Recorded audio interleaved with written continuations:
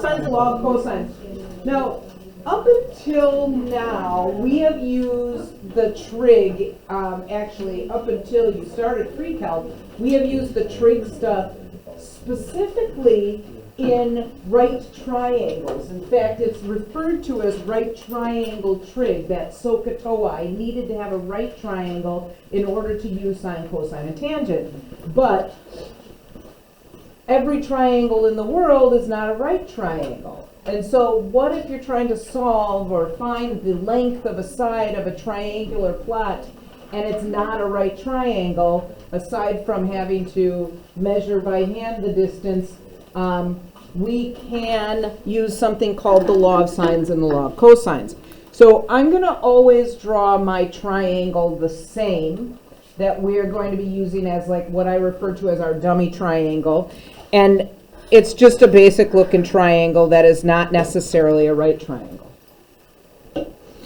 And I am going to start on the top with my first one being capital A, although not all the triangles that we're going to do are going to be ABC triangles. I am going to use our dummy triangle as an ABC triangle just to kind of talk through how they label the angles, how they label the sides.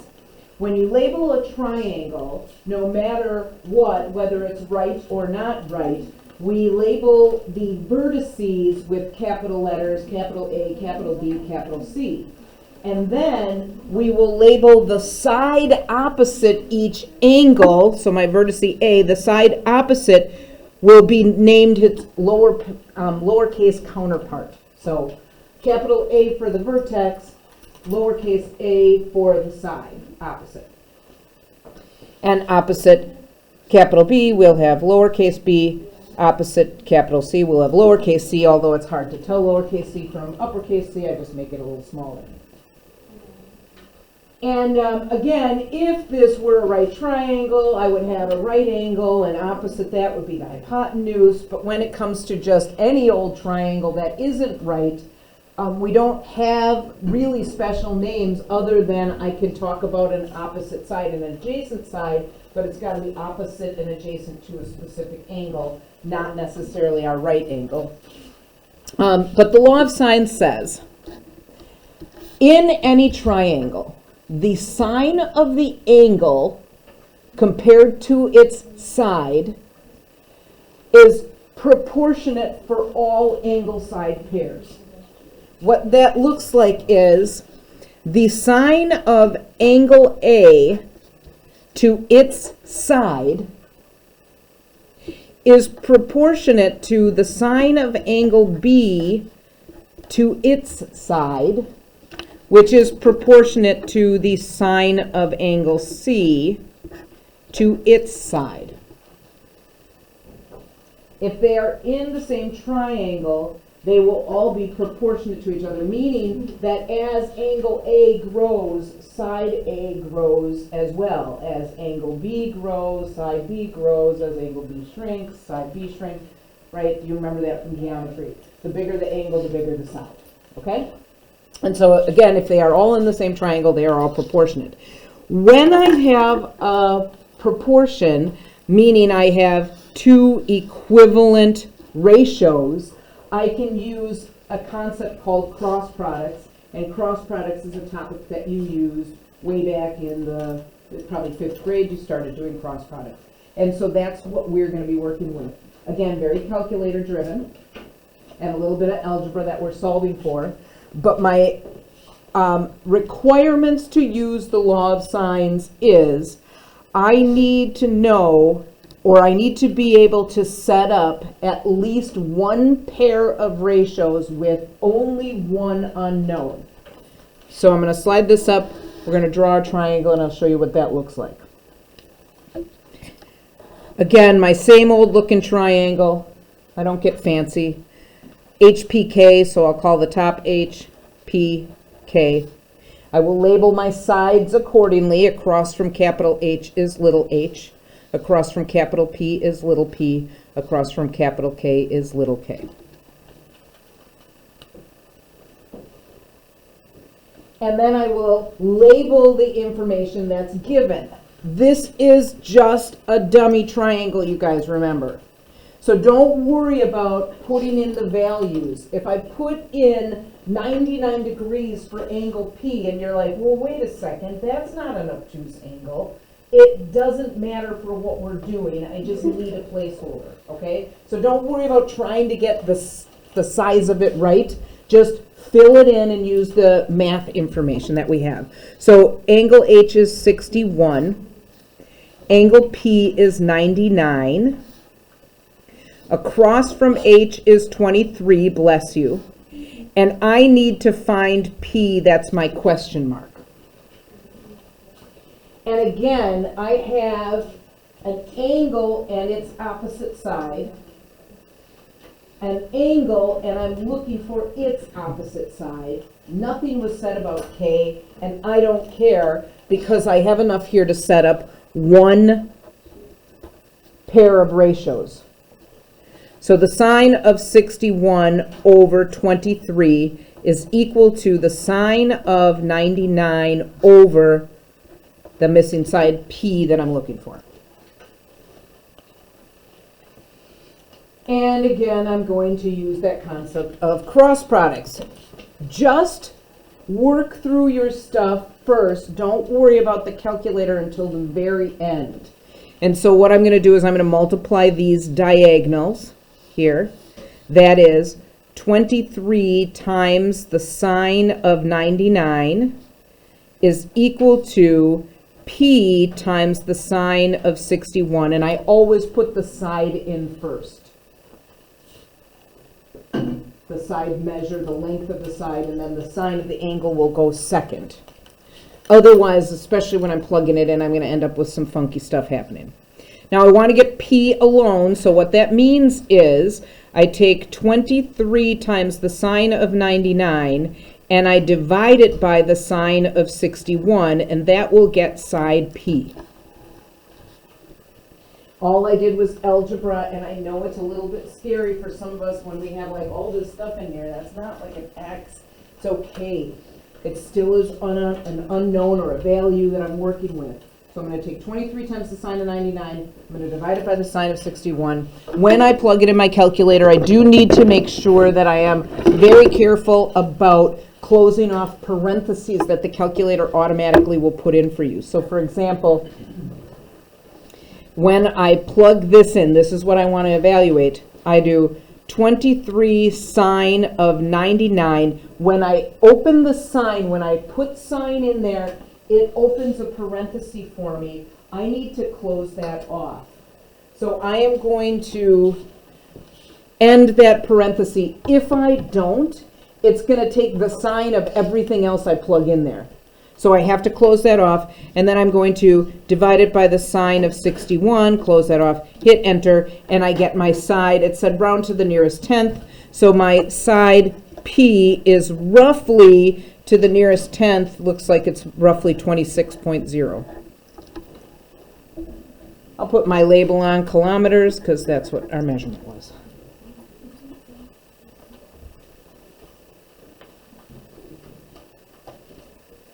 Again, very calculator driven, a lot of algebra. Just looks a little funny because we have the trig functions in there. But the law of sines always uses the sine only, so when we're working with the law of sines, we're only going to be using the sine trig function. So let's set up our next one, same way. I'm going to go ahead and draw my triangle. This one's called TRS. Now, I don't want to stifle your creativity, so if you're like, I really don't want to put T at the top, it doesn't matter, again, where you put it. I just tend to be consistent.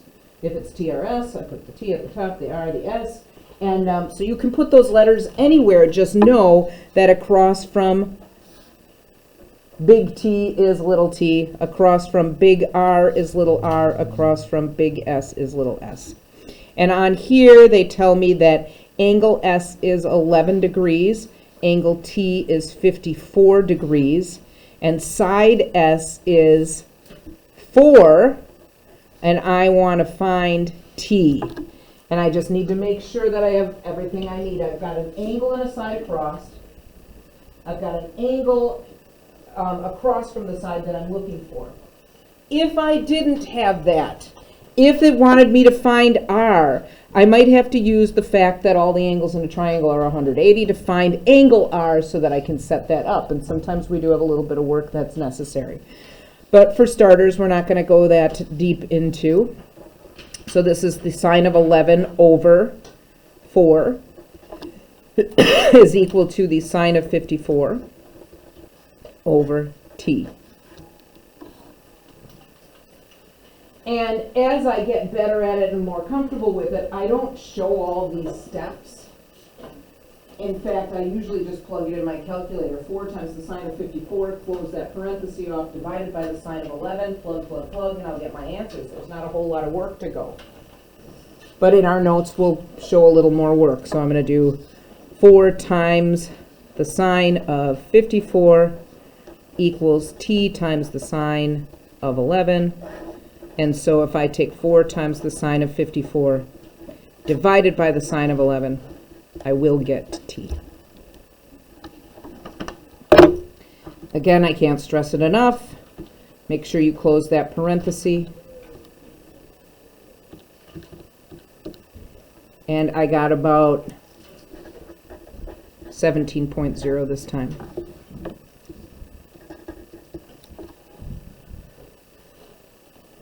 When we're looking for the sides, it's not so bad. But when we're looking for the angle, if I'm like in the last two, I'm going to have to find the angle. My work is a little bit more. Okay, I have a little extra step because, as we learned on Friday, if you remember, that we have to do an inverse or an arc in order to find our value. Thankfully, we're talking about triangles. And so when we get our values, we don't have to worry too much about making it be a first quadrant or finding the angles all across. We're just looking for an angle that falls between 0 and 180, and that's it. So, all right, so here I am. Again, my same triangle, y, z, x, y, z, x. Y is 75, X is 25, Y is 33. I need to find angle X, so my question mark is that angle. And again, I have the right setup. I've got an angle and a side across from it. And I'm looking for the angle that is opposite the side that I already know, so everything's good. I can set up a nice ratio. So the sine of 75 is over 33 is equal to the sine of x, that's my question mark, over 25. So again, I'll do the same thing. This is 25 times the sine of 75. I always put my complete one on the left for no reason. It's not like you have to. The order that you write those in doesn't matter. Just take the ones across. And I want to get sine alone, so I'm going to do 25 times the sine of 75 divided by 33. That'll leave me with the sine of x. So again, I go ahead with my trusty calculator, plug it in, 25, sine of 75, close it, divided by 33, enter. I get 0.73176. I'm going to leave this in my calculator. Don't delete it. Don't whatever. That means to me 0.73176,199, blah, blah, blah. There's more after that. My calculator only holds so much. That's equal to the sine of x. But I don't want the sine of x. I want to know what x is. I want to know what angle will produce this ratio or this decimal. And so I just keep this in my calculator and I will do second sine of that answer. And for me, I hit second and the negative key, and it will just put the old answer that I had before. So I don't have to like write it down and remember it. I can use that answer key. Every calculator has an answer key on it somewhere. You just might have to look for it. Mine is, again, above the negative. So then when I hit that, as long as I'm in degrees, I should get my angle, and my angle is about 47 degrees. So x is, so again, this is the sine inverse of this thing here. That went in here. will give me X, and in this case it's 47 degrees. Ish, because we did have to round. So I do a squiggle, squiggle. Are we all right with that? Is everybody good? Yes. Can you just show me how you did that again? Yep. The inverse. Yep. So on here, again, when I plug this part in, I get 25 sine 75. End that parenthesis, divide by 33. I'm going to get this decimal. That's where this decimal came from here. Good? Okay? So I'm just going to leave that in the calculator. I'm not going to clear it out or anything. I'm going to do second sine. So second sine, that'll get my sine inverse. And then I do second answer, and my answer is right above the negative. And I think you have the same calculator I do. And then I just hit enter, and it'll give me the, now you have to be in degrees. If you're not in degrees, you're going to get something different. So, okay, good? All right. So let's do one more of those, and then we're going to talk about the law of sines because, or sorry, the law of cosines, because the law of sines is not always going to be an appropriate way to solve. It's a nice way to solve, it's an easy way to solve, but it's not necessarily going to be the only way to solve. So, I'm going to draw my triangle again, F, D, E, and across from F is F, across from E is E, across from D is D. I know angle F is 94. I know side E is 9. I know side F is 29. And they want me to find angle E. So my question mark is angle E. So the sine of the sine of 94 over 29 is the sine of E over 9.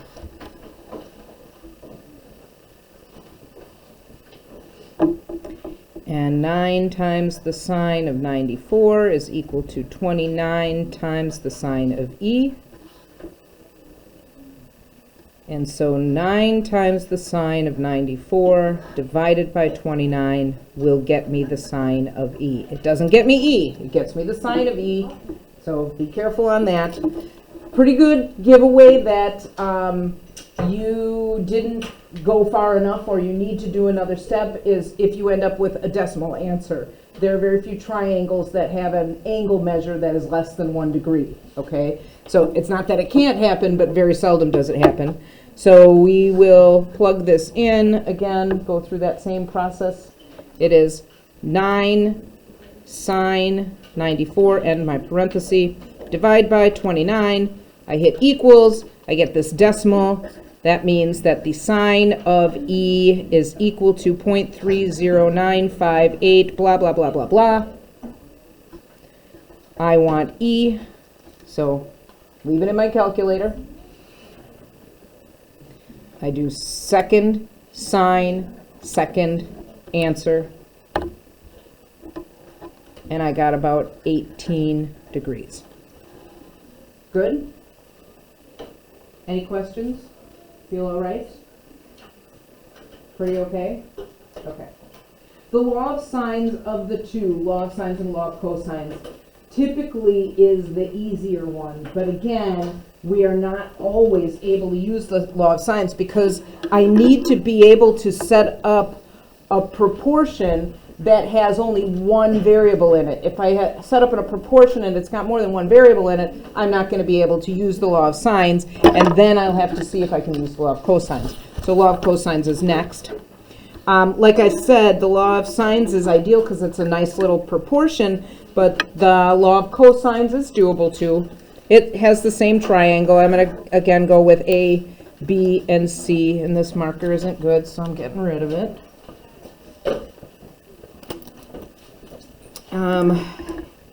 And across from angle A is side A, and across from angle B is side B, and across from angle C is side C. Now, I want to talk about these letters again. These letters are just placeholders, and we name the triangles with the 3 letters so that we can represent and kind of indicate a side.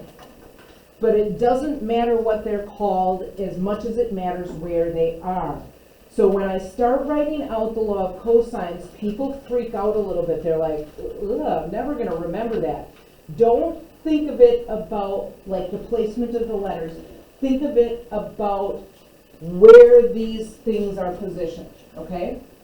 So I can find side A. And I'm going to add to this, but I can find side A if I know angle A, okay? I can find the side across from an angle if I know the angle, okay? Across from that side. The rest of it is involved with all the other letters.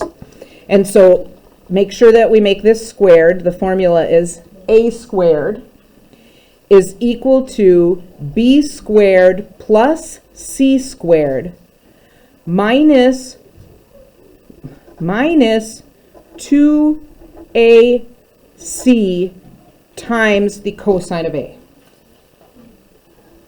That's a times in there. This is really messy, and I'm going to write it again. A squared equals B squared plus C squared minus 2AC times the cosine of A. Again, I'm just scribbling it.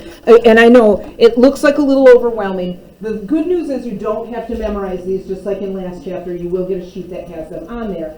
But you'll find yourself memorizing them pretty easily once you do enough of them. Again, if you think about it as position as opposed to letters, all right? So B is opposite B, and so I can find B if I know cosine of B, or if I know angle B, again, using the other two sides.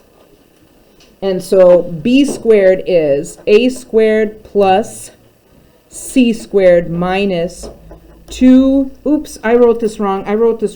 Oh, I'm glad I caught this. This is BC. That could have been tragic. That's 2BC. Okay. A squared plus C squared minus 2AC times the cosine of B. Do you see kind of the little pattern that I'm getting at there? Like, again, it's not about the letters, it's about the position.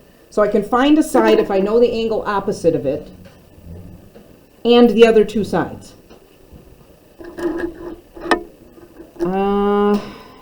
And my last one.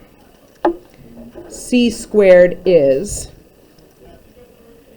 B squared plus, squared plus A squared minus 2BA times the cosine of C. I probably should have written that as A squared plus B squared. Does that bother you? Again, it's not about the letters, it's about their position. So I could write that one as C squared equals A squared plus B squared minus 2AB times the cosine of C. I keep saying that you can find a side if you know the angle, but you can also find the angle if you know the side. So it can go both ways, we just would have to do an inverse. But these are our law of cosines. How do I know when I should use the law of cosines and when I should use the law of sines? What I do always is I start to see if I can set up the law of sines because it's easier. And then I go to the law of cosines if necessary. And if I don't have enough information for either of them, obviously, then I can't solve it, or I'll have to find a different way. So here's C, A, B. Opposite C is little c, opposite B is little b, opposite little b, opposite A is little a. I know that side B is 28. I know that side A is 21. I know that angle C is 103, and I am looking for side C. If I try to set up law of sines, I'm just going to do it on another piece of paper that I'm going to get out of the way. But if I try to set up the law of sines, I would put the sine of 103 over C equals the sine of A over 20. Oh my God, what is wrong with me?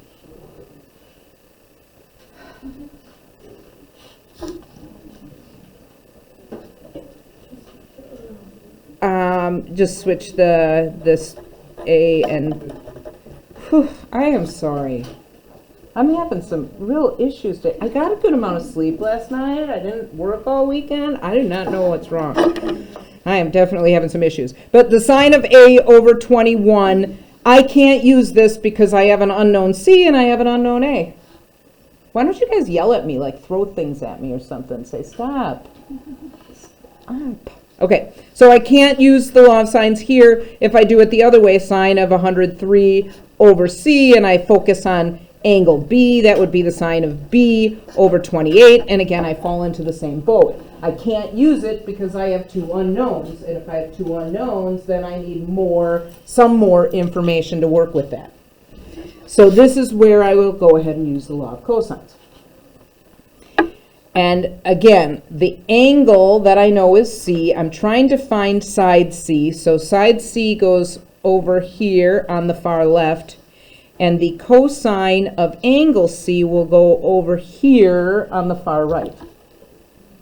And then as far as A and B go, remember, it doesn't matter where I put them. I can do A squared plus B squared minus 2AB, or I can do B squared plus A squared minus 2BA. It doesn't matter, but we'll go 21 squared plus 28 squared minus 2 times 21 times 28 times the cosine of 103.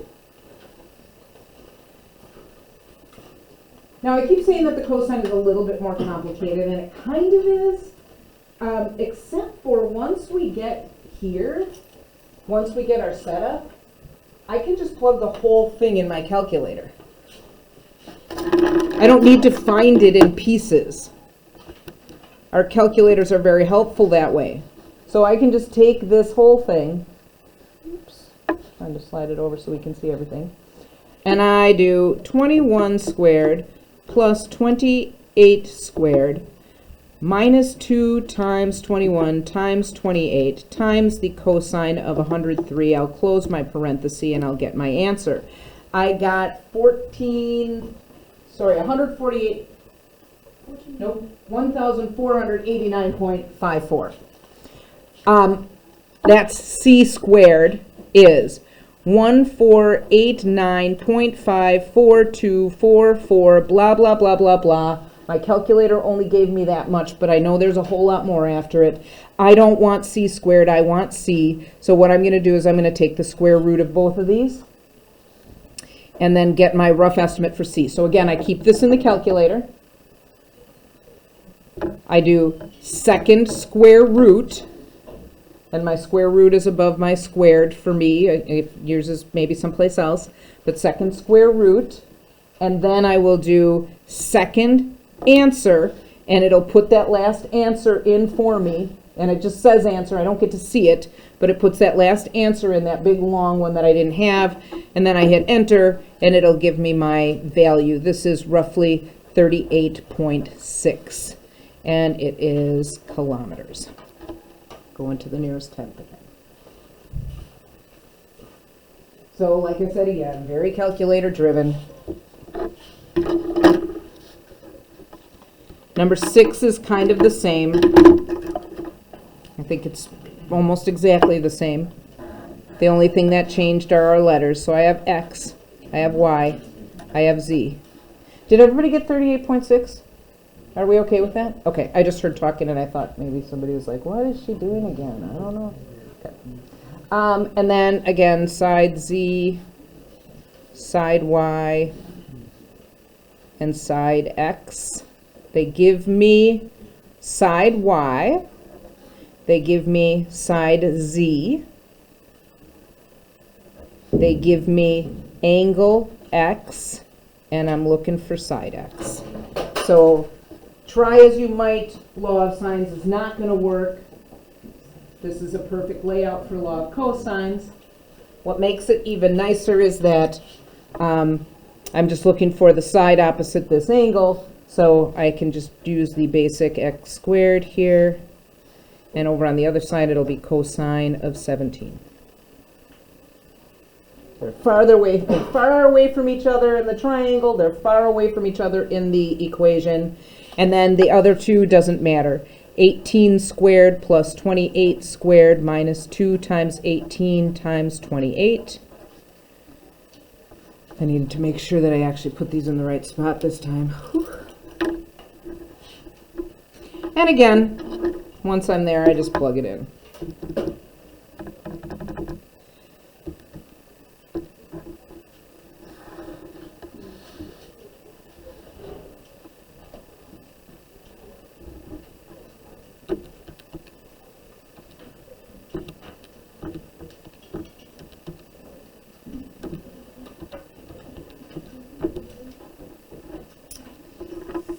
And for this one, I got x squared to be 144.044806, blah, blah, blah, blah, blah. I'm writing more down on here than I would on my own paper. This is notes, something to look back at. So I'll do the square root of that answer. I love that concept of the answer key on the calculator. It makes transferring stuff very easy. X is roughly 12. Measurement is feet, so I'll put my label on. Okay, so problem number 7 and problem number 8 require us to find an angle.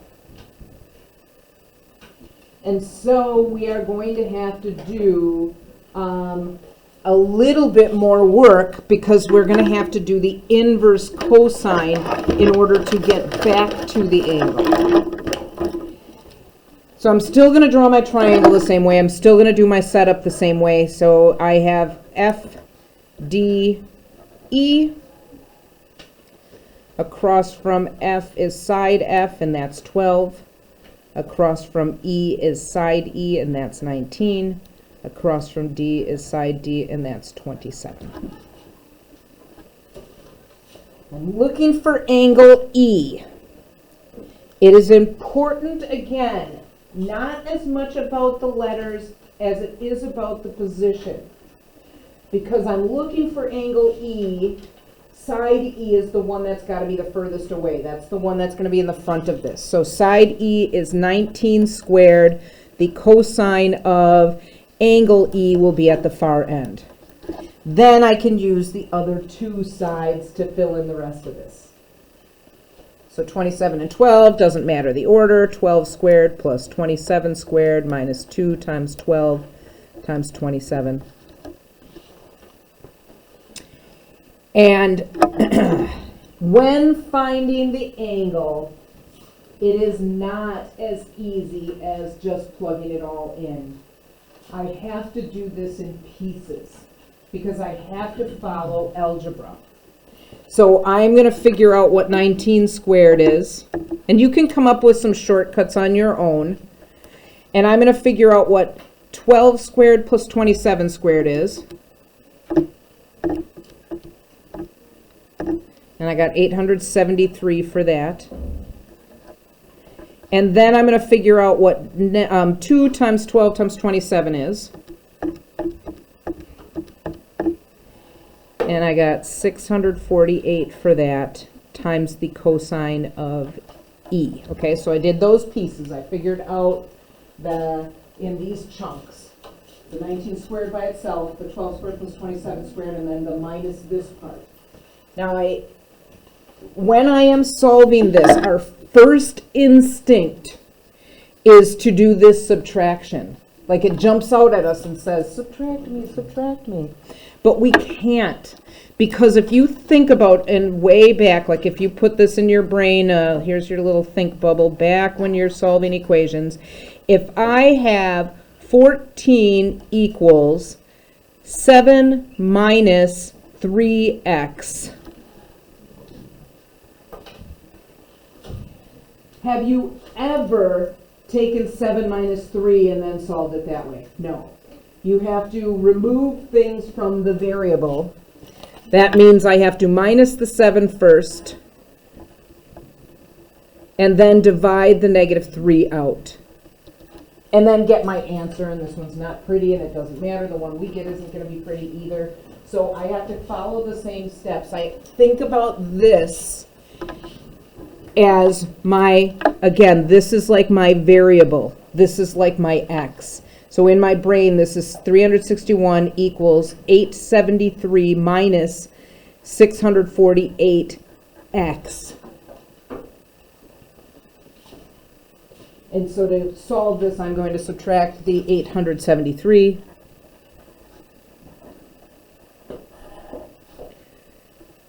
And then over here, I'll get whatever I get when I do that subtraction. So negative 512 is equal to negative 648x. Divide the negative 648 out.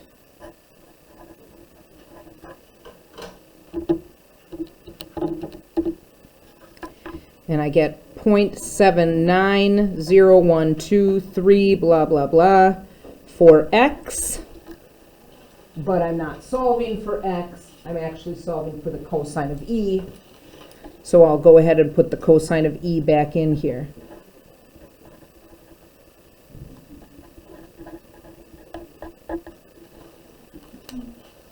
And in order to get my answer, I need to do the cosine inverse. So the cosine inverse of 0.790123 blah, blah, blah, blah, blah is going to give me my answer for e.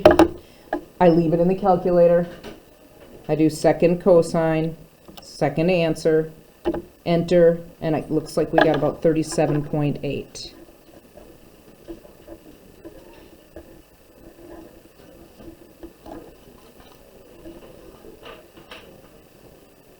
Is everybody all right with that? Okay, we've got one more of those.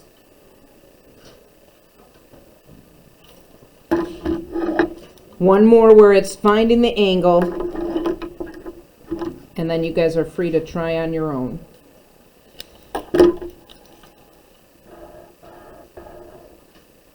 H, P, K. Across from P is side P. Across from K is side K. Across from H is side H. I am looking for angle H, and therefore I need to make sure that when I start using the law of cosines, I start with which number. Again, because I'm looking for angle H, what number should be the first thing I write down? Beautiful, because that's the one that's across from angle H. So 22 squared. All the way on the other side will be the cosine of H, and I can fill in the other pieces.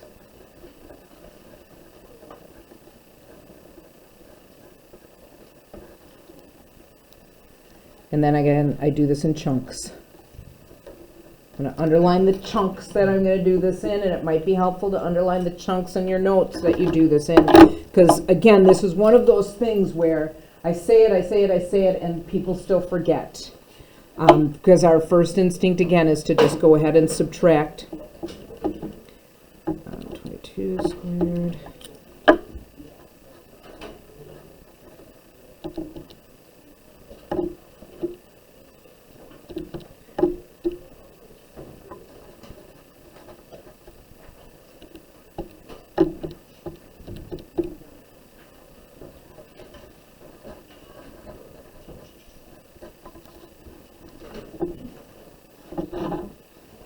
And again, it's helpful to think of this in equation form. So I solve for x, and then I'll go back and figure out what angle H is.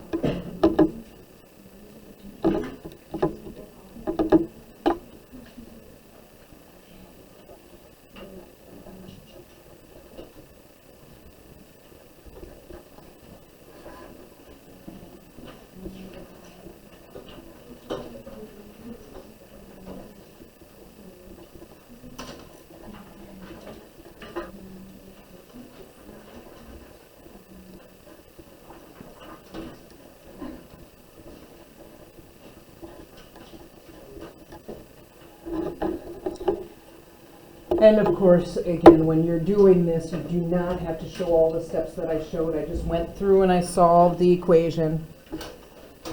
I replaced the cosine h with x. I subtracted the 498. I divided by a negative 598. I got that decimal. And then I'm going to use the inverse to find h.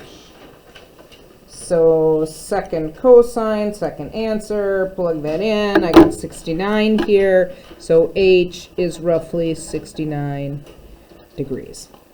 That's all about law of sines and law of cosines. Tomorrow we're going to be using law of sines and law of cosines to solve triangles.